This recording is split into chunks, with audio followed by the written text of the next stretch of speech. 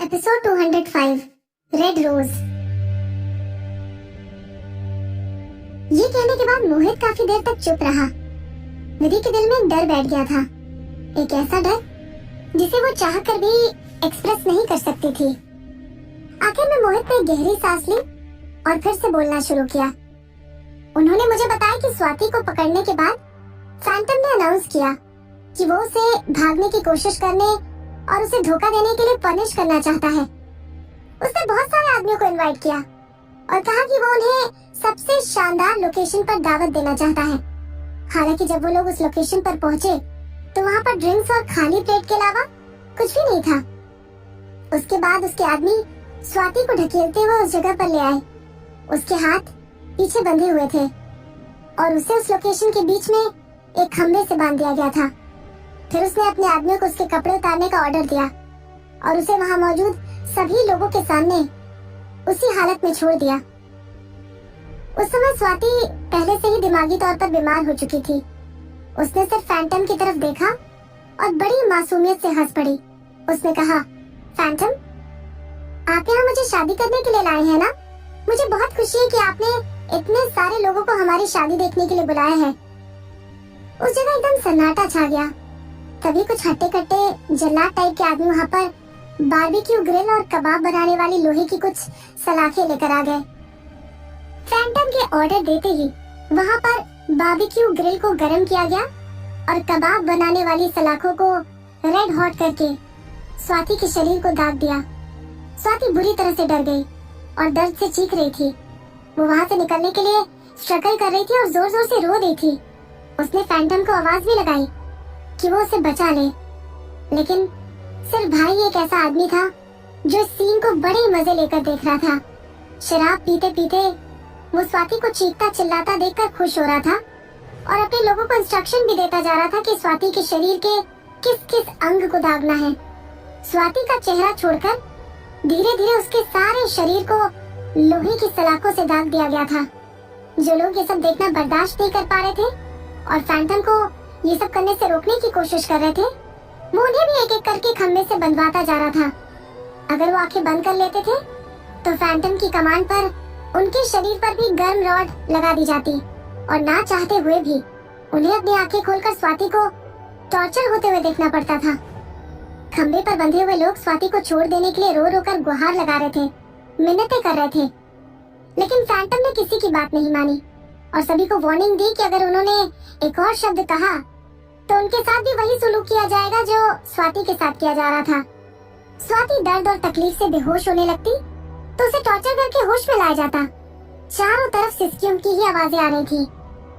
वहाँ शायद ही कोई ऐसा इंसान था जो इस सीन को देखना बर्दाश्त कर पा रहा हो, लेकिन मेरा भाई नहीं, वो राक्षस, उसे कोई फर्क नहीं पड़ा और वो जोर जोर से हंसता रहा। जब उसका ये वाला टॉर्चर वाला खेल खत्म हुआ तो उसने स्वाति की रस्सियां खुलवा दी और उसे सबके सामने वहीं लेटा दिया।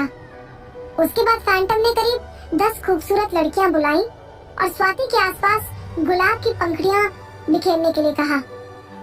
उन लड़कियों ने कांपते हुए हाथों से स्वाति के आसपास गुलाब की पंखुड़ियां बिखेर दी। उसके बाद भाई ने उन लड़कियों को भी आसपास के खंबे से बंधवा दिया ताकि वो लोग स्वाति के साथ जो भी हो रहा था उसे देख सके। फिर वो अचानक स्वाति के पास बैठकर प्यार भरी बातें करने लगा। वो उसके शरीर को सहलाने लगा। वहाँ मौजूद लोगों ने दर्द और नफरत से अपनी आंखें बंद कर ली। तभी उसने मेहमानों की तरफ देखते हुए कहा कि उनमें से जो भी चाहे वो स्वाति के साथ फिजिकल रिलेशन बना सकता है। यही उसकी तरफ से अपने मेहमानों के लिए आज की दावत थी। ये कहकर भाई ने उसे अपने मेहमानों के लिए छोड़ दिया। इस धरती पर वो रात किसी नर्क से कम नहीं थी। स्वाति खून से पूरी लथपथ हो चुकी थी, लेकिन उसकी आंखें अपने चारों तरफ देखने की कोशिश कर रही थी, जैसे अभी कोई आकर उसे इस नर्क से बाहर निकाल लेगा। फैंटम ने उसे जीते जी मार डाला था। अगले दिन जब सूरज निकला और रोशनी फैलने लगी तब भी स्वाति के होश बाकी थे। उसकी आंखें अभी भी थोड़ा बहुत हिल रही थी। फैंटम ने बड़े प्यार से स्वाति को सहलाते हुए कहा, स्वाति, मेरी प्यारी लिटिल गर्ल, तुम्हें शादी करने का बड़ा शौक था ना? बताओ ना, क्या तुम्हें ये शादी पसंद आई? बाद में वो एक भयानक सी स्माइल देते हुए खड़ा हुआ और कहा, good bye my little girl, और ठहाके लगाता हुआ वहाँ से बाहर चला गया। पता नहीं विधि इस पूरी कहानी को पूरा सुनने के लिए कैसे मैनेज कर पाई। कहानी बहुत अनप्लेजेंट थी। उसका चेहरा एकदम सफेद पड़ गया था। उसने उदासी भरी आवाज में पूछा, क्या ये कहानी असली है? इसके बाद वो काफी देर तक मोहित की बाहों में सिकुड़कर पड़ी रही। उसकी कहानी किसी फिल्म के सीन की तरह लग रही थी, और शायद ही वो कभी ऐसा सोच सकती थी कि रियल लाइफ में कोई इंसान इतना क्रूअल हो सकता होगा। उसने एक बार आरव को जानवर कहा था, लेकिन फैंटम के मुकाबले में आरव सचमुच एक संत था। मोहित ने उसे अपने गले से लगा लिया और अपनी बाहों को उसके शरीर के चारों तरफ कसकर लपेट लिया। उसे मैं तुम्हें हाथ भी नहीं लगाने दूंगा, लेकिन विदुषी अब तुम्हें बहुत केयरफुल रहना चाहिए। फैंटम कुछ भी कर सकता है, वो चाहे जो भी कहे या करे, तुमको उसकी किसी भी बात पर कभी भी विश्वास नहीं करना चाहिए। विधि ने पूरे कॉन्फिडेंस के साथ अपना सर हिलाया। मोहित उसे वापस अपने अपार्टमेंट में ले गया और बेडरूम का दरवाजा बंद करने में उसकी मदद की। अपने बेडरूम में सारी रात विधि करवटें बदलती रही। उस रात उसे कई बुरे सपने भी आए। उसे सपना आया कि अपने अतीत में वो कैद में है, और फिर उसने देखा कि वो एक बैंक्वेट हॉल में एक खंभे से बंधी हुई है और उसके शरीर को लोहे की गर्म सलाखों से दागा जा रहा है। जब वो जागी तो उसका चेहरा आंसुओं से भीगा हुआ था। Music in the valley festival के अगले राउंड के दौरान विधि बहुत ज्यादा डिस्ट्रैक्ट हो गई थी और उसने कई गलतियां की। उसके नंबर करीब करीब मुक्ति के साथ टाई पर थे। जब वो राउंड खत्म हो गया तो वो बैक स्टेज चली गई। तभी अंशिका एक लाल गुलाबों का बहुत बड़ा सा गुलदस्ता लेकर उसके पास आई और गुलदस्ता उसे देते हुए कहा, विदुषी आपके लिए फूल। विधि ने उससे वो फूल ले लिए। गुलदस्ता बहुत ही सुंदर था और इसमें टोटल 8 लाल गुलाब थे।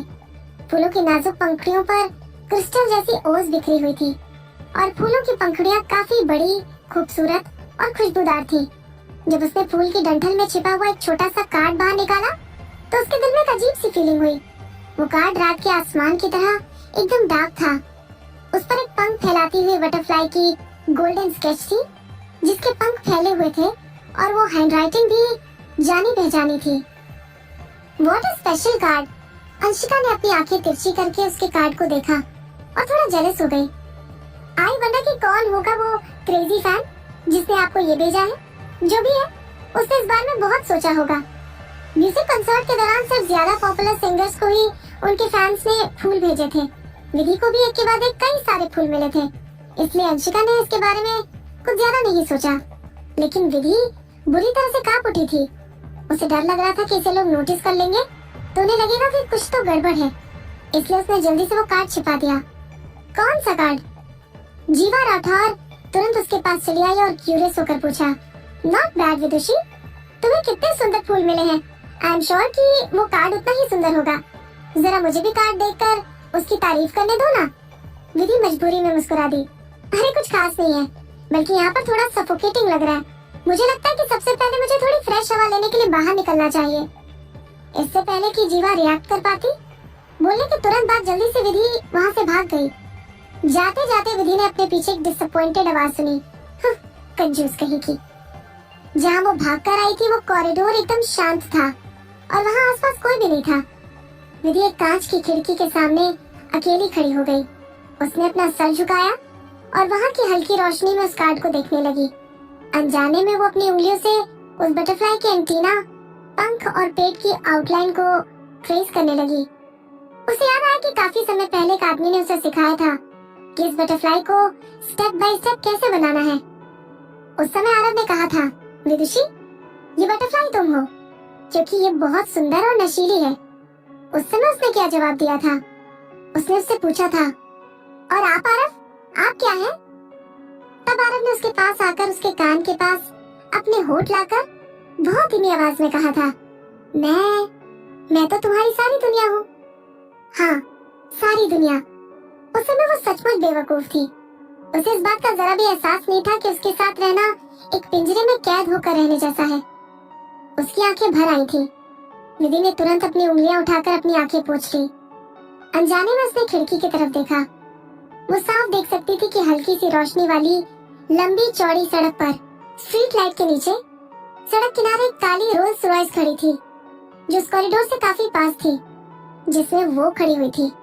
वो अपनी अच्छी याददाश्त की वजह से बहुत आसानी से पहचान सकती थी कि ये जानी पहचानी कार आरव की ही थी। आरव की कार यहाँ पर? तो क्या आज रात को वो यहाँ आया था? लेकिन वो किस लिए आया होगा? इससे पहले कि वो कुछ सोच पाती, उसने एक दुबली पतली फिगर को कच्चे रास्ते पर चलकर उसकी तरफ जाते हुए देखा। उसने एक सॉफ्ट सा गुलाबी रंग का लॉन्ग कोट पहन रखा था और उसके बाल सॉफ्ट और उलझे हुए थे।